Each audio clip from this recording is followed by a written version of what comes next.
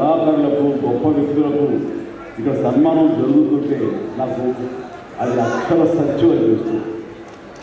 అలాగా అది గుర్తుకొచ్చేలాగా ఉన్నటువంటి ఈనాటి ఈ సభ తెలంగాణ రాష్ట్ర ప్రభుత్వం పద్మ అవార్డు గ్రహీతలకు ఇలా గౌరవిస్తున్న ఈ సభలో ముఖ్య అతిథిగా విచ్చేసినటువంటి మా మిత్రులు గౌరవనీయులు శ్రీ రేవంత్ రెడ్డి గారికి, మరొక సోదర సమానులు ఉప ముఖ్యమంత్రి బట్టి విక్రమార్క గారికి, ఈనాటి ఈ సభాధ్యక్షులు జూపల్లి కృష్ణారావు గారికి, మా సినిమాటోగ్రఫీ మినిస్టర్ కోమటిరెడ్డి వెంకటరెడ్డి గారికి, మరొక మిత్రులు మంత్రివర్యులు పొగులేటి సుధాకర్ గారికి, శ్రీనివాస్ గారికి, ఇక ఇతర పెద్దలకు, అలాగే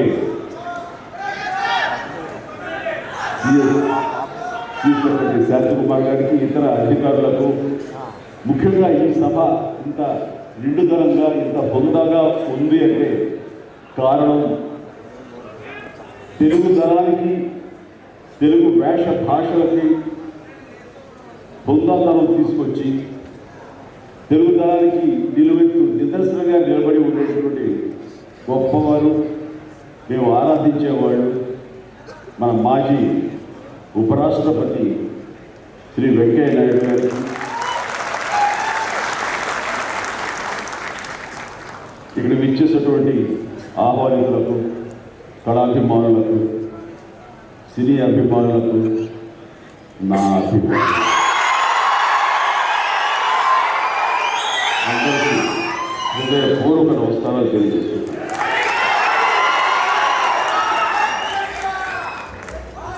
నాకు నిజంగా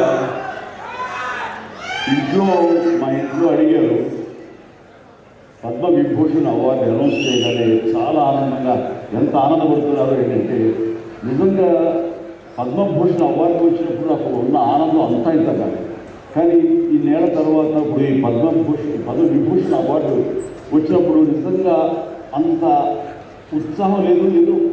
వచ్చింది సంతోషం, గౌరవంగా స్వీకరించాలి, ఎంత ప్రజాభిమానం అని అనుకుంటూ ఉన్నాను. కానీ ఆ తర్వాత తరలి వచ్చినటువంటి వివిధ ప్రాంతాల నుంచి మనుషులు కానివ్వండి, వ్యక్తులు, అభిమానులు, సినిమా పరిశ్రమ నుంచి కానివ్వండి, రకరకాల అసోసియేషన్స్ కానివ్వండి, అలాగే ఎంతోమంది రాజకీయ ప్రబుద్ధులు కానివ్వండి, అందరూ గత వారం రోజులుగా ఎవరికి లేకుండా వాళ్ళు ప్రశంసలు ప్రకటిస్తున్నారంటే ఆ ఆనందం దుర్వినియోగమైంది. ఎంతో ఉద్యోగాలు, ఎంతో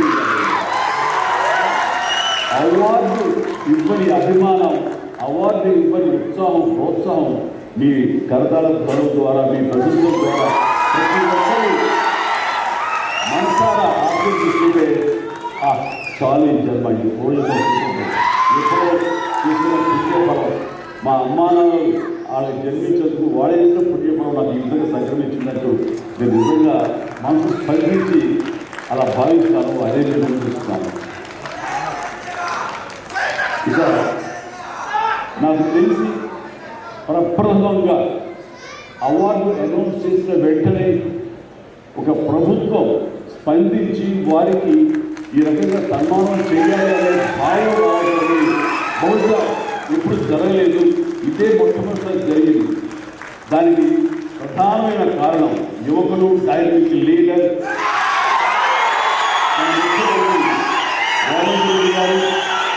అలాగే వాళ్ళ సహచర మంత్రి వీళ్ళందరూ అనుకుని, ఒక్కడిగా అనుకుని స్పందించిన మనసుతోని మన వాళ్ళని మనం గౌరవించుకోకపోతే ఎలాగ గౌరవించుకోవాలి అంటూ అన్నది నిజంగా సభలో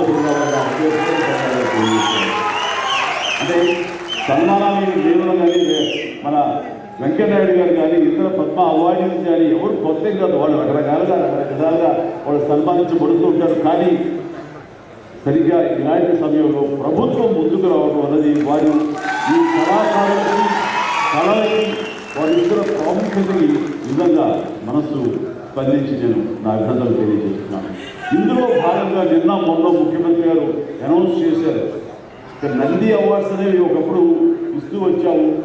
నంది అవార్డ్స్ అనేది తర్వాత ఏదో గత చరిత్ర అయిపోయి డిసప్పాయింట్మెంట్ ఉంది అక్కడ ఇరు రాష్ట్రాల్లో కూడా. అరే కళాకారులు ఇంత నెగ్లెక్ట్ చేస్తారు, ఇంత నిర్లక్ష్యం పరుస్తారు, ఎందుకు ఉత్సాహపరచట్లేదు? అది పెద్ద గొప్ప విషయం కూడా కాదు. అండ్ అది ఇస్తే కనుక చాలామంది చాలా ఉత్సాహంగా ప్రోత్సాహంతో మరింత ముందుకెళ్తారు. తద్వారా ఎన్నో సినిమాలు కానీ నాటకాలు కానీ ఇవన్నీ అభివృద్ధి చెందుతాయి. తద్వారా ఎంతోమంది ఎంప్లాయ్మెంట్ కానివ్వండి, ఎంతోమంది ప్రోత్సాహం కళాకారులు ఇంకొంచెం రావడం కానివ్వండి. ఆ రకంగా ఈ రోజు చూస్తే కనుక మన సినిమాలు ప్రపంచవ్యాప్తంగా ముందుకెళ్తున్నాయంటే అలాంటి ప్రోత్సాహం, అలాంటి ఉత్సాహం ఉండబట్టే. సో ప్రభుత్వ పరంగా కూడా అలాంటి ఉంటే కనుక ఇది మరింత ముందుకెళ్ళే అవకాశం ఉంది. అది గుర్తెరిగి ఈ రోజున ఆ అవార్డులు మళ్ళీ మనం రెజ్యూమ్ చేస్తాం, మళ్ళీ తిరిగి మళ్ళీ ఇస్తామని ఆ నిర్ణయం తీసుకోవడం, దానికి పేరు ప్రజా గాయకుడు. జీవితం అంతా కూడా రెవల్యూషనరీగా మార్పు తీసుకురావాలని ప్రయత్నించే నిరంతర శ్రామిక కళాకారుడు శ్రీ గద్దర్ గారి పేరున అవార్డులు ఇవ్వటం అనేది ఎంతో సముచితం, ఎంతో ఆనందం, ఎంతో ఉదాహరణ. అలాంటి నిర్ణయం తీసుకున్నటువంటి మా ముఖ్యమంత్రి రేవంత్ రెడ్డి గారికి వారి మనస్ఫూర్తిగా నా హృదయ ధన్యవాదాలు సభాముఖంగా తెలియజేస్తున్నాను.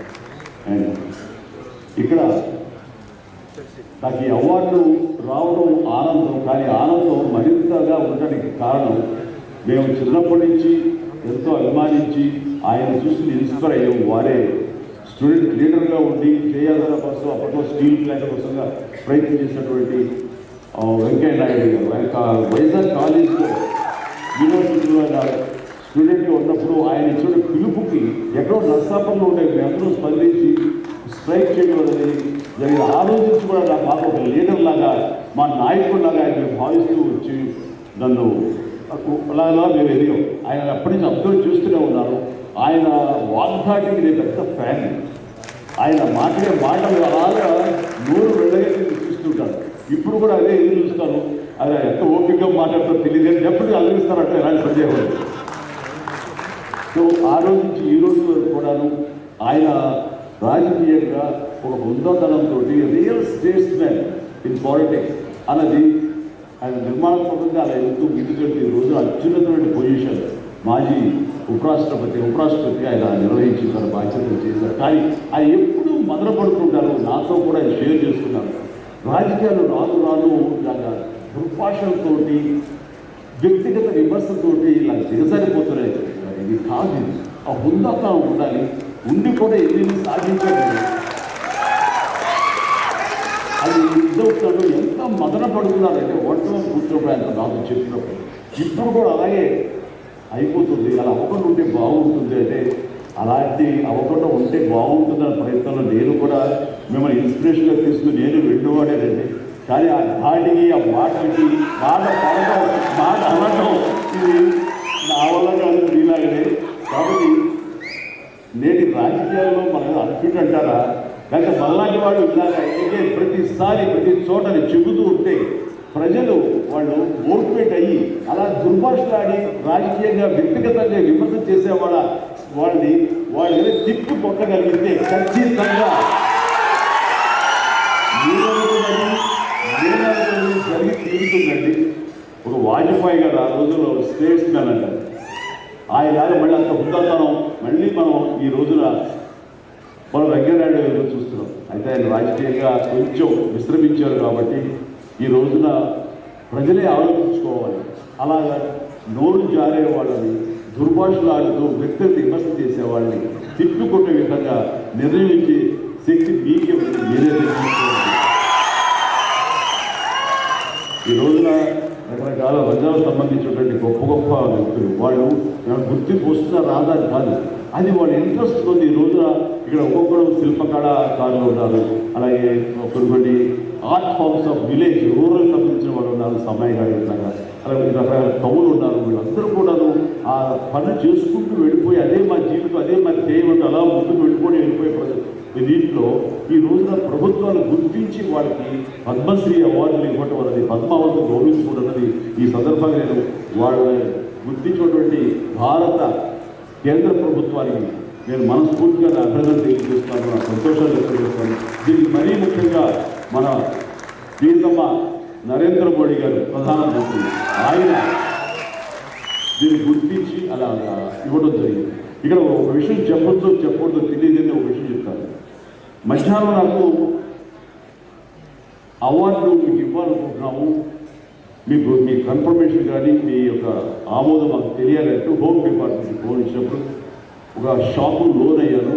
అప్పటికి ముందు స్పెక్యులేషన్స్ ఉన్నాయి, కానీ నాకు ఇవన్నీ కూడా వస్తాయి లేవు అనే దాని మీద ఎప్పుడో మీమాంస ఉంది. నాకు వాళ్ళు చెప్పగానే సంతోషించారు. సో ఈవినింగ్ 8 వస్తుందని వాళ్ళు 6-7 o'clock వస్తుంది. అప్పటి నుంచి ఇలా టీవీ ముందు కూర్చున్నాను. సో కొద్దిసేపు చూసేసరికి రాలేదు వచ్చింది అండ్ గవర్నమెంట్ సర్కిల్ కూర్చుంటే ముందు పద్మశ్రీ అవార్డులు 34-36 వచ్చింది. ఆ తర్వాత నెక్స్ట్ మందే కదా అనుకుంటూ అందరూ సర్దుగా 2 పిల్లలు గొడవ చేయకండి కూర్చోండి ఇష్యూగా నాకు ఏమొస్తుంది అంటే కూర్చోాలి. అరగంట అయింది రాలేదు, గంట అయింది రాలేదు, గంటన్నర అయింది. ఆహా ఒకటి బాబు ఏంటి మళ్ళీ తిరిగి మారుస్తారా, మనకి వచ్చే అవకాశం లేదని చిన్న మీమాంసలో ఉన్నాను.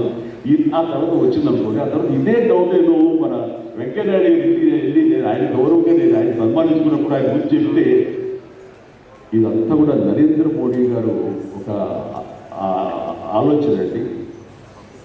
పద్మశ్రీ అవార్డు చాలా బడుగు బలహీన వర్గాలకు సంబంధించినటువంటి చిన్న స్థాయి కళాకారులు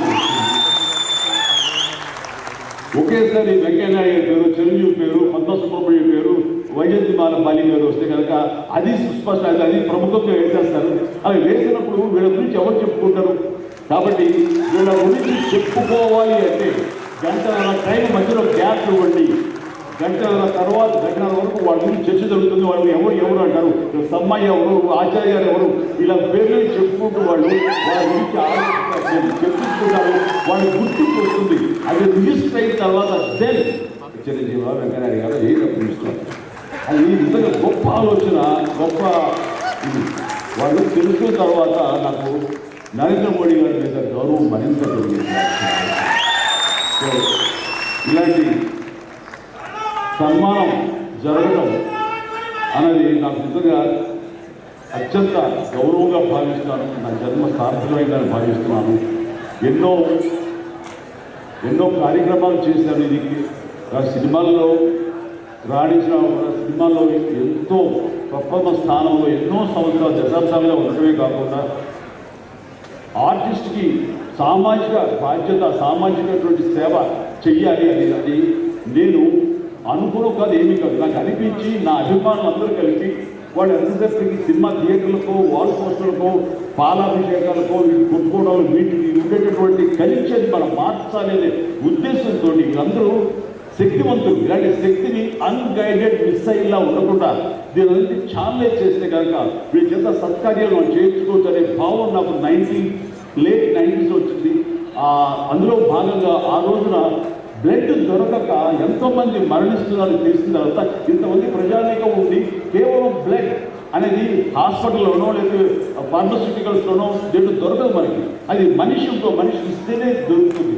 అలాంటిది మనుషుల్లో ఇన్స్పైర్ చేయక వాళ్ళు స్పందింపజేసే విధాలుగా ఎవరు ముందుకు రాక జరుగుతుంది. కాబట్టి నేను ఎందుకు చేయకూడదు? నా అభిమానులు అనేవాళ్ళు ప్రాణం ఇస్తామంటారు. ప్రాణం వద్దు, రక్తం ఇవ్వండి అంటూ నేను 5 సంవత్సరాల క్రితం ఇక్కడ బ్లడ్ బ్యాంక్ పెట్టిన తర్వాత ఈ ఉత్సాహం ఏమైనా పొంగులాగా ఉన్న తర్వాత చల్లబడిపోతుందా అనుకోవడం కానీ లేదు. ఒక జీవనదిలాగా సాగుతూనే ఉంది. ఈరోజు కూడా మీ అందరి ప్రభావంతో ఎక్కడ మంచి కార్యక్రమాలు, పుట్టినరోజు కానీ శుభకార్యం చేయాలన్న ప్రతి ఒక్కరు రక్తదానం కోసం ముందుకు వస్తున్నారు, రక్తాలు ఇస్తున్నారు అంటే కనుక దానికి ప్రప్రథమంగా నడుము బిగించింది నేను, నా అభిమానులు చెప్పడం గర్వము. ఈ రోజుకి అలాగే మన కరోనా క్రైసిస్ వచ్చినప్పుడు బయటికి వెళ్ళే అవకాశం లేదు, ఉపాధి లేదు, ఇంట్లో కట్టుకుంటూ ఉండాలి. ఇలాంటి పరిస్థితుల్లో వాళ్ళందరికీ నిత్యావసర వస్తువులు కష్టపడుతూ అనుకున్నప్పుడు నా ఇతర మిత్రుల సహాయ సహకారాలతో నేను పెద్ద ఎత్తున వాళ్ళకి 4 నెలల పాటు మన నెలలో తినే హై క్వాలిటీ గ్రాసరీస్ నేను వాళ్ళకి అందించడం జరిగింది. అది వాళ్ళు బయటికి రాలేదు. పోలీసులు వాళ్ళు చాలా స్ట్రిక్ట్గా ఇంటికే పరిమితం చేస్తారు. ఏం తింటారు? అప్పుడు నా అభిమానులు నేను ప్రోత్సహించి వెళ్తే నా అభిమానులు ప్రతి ఇంటికి వెళ్ళి ఆ బ్యాగ్స్ ఇచ్చేవాడు. అది గొప్పగా ఎంతో సంతృప్తి ఇచ్చింది. అలాగే ఆక్సిజన్ దొరకని పరిస్థితుల్లో, ప్రభుత్వాలు కూడా చేయలేని పరిస్థితుల్లో, హాస్పిటల్స్ అన్ని కూడా చేతులు పరిస్థితుల్లో నేను నా మిత్రుల సహకారంతో, నేను స్వయంగా అభిమానులతో వారం రోజుల్లో 32 ప్లేసెస్లో ఇలా ఆక్సిజన్ అందడం జరిగింది. అలాగే కాన్సన్ట్రేటర్స్ ఇవ్వడం జరిగింది. ఇవన్నీ కూడా ఏంటంటే చెయ్యాలని తపనతో, బహుశా ఇవన్నీ కూడా నాకు ఈ రోజున ఈ అర్హత రావడానికి, ఈ అవార్డు రావడానికి నాకు దోహదపడింది అనుకుంటున్నాను. భగవంతుడా ఇంకా నాకు ఈ శక్తి సామర్థ్యాలు ఇవ్వు, ఈ ఆలోచన ఇవ్వు. నేను అవార్డు కోసం ఎదురు చూడను, అవార్డు రావాలని కోరుకోని, లేకపోతే చాలు వాళ్ళ గుండెలు ఉండే ప్రేమ కంటే ఏ అవార్డు. కాబట్టి ఇలాగా మిగతా జీవితం సినిమాలు చేస్తూనే ఉంటా, డ్యాన్సులు ఆడుతూనే ఉంటా, ఫైట్లు చేస్తూనే ఉంటా, నేను అనుభవిస్తూనే ఉంటా. అలాగే ఈ సేవా కార్యక్రమాలు కొనసాగిస్తూనే ఉంటాను. ఇది మీరు చేస్తూ ఈ అవకాశం ఇచ్చినటువంటి తెలంగాణ రాష్ట్ర ప్రభుత్వానికి, మరీ ముఖ్యంగా మా ముఖ్యమంత్రి గారికి, మా ఉప ముఖ్యమంత్రి భట్టి గారికి, అలాగే మా సినిమాటోగ్రఫీ మినిస్టర్ గారికి, ఇంకా ఇతర సభ్యులు థ్యాంక్ యూ సో మచ్. జై హింద్.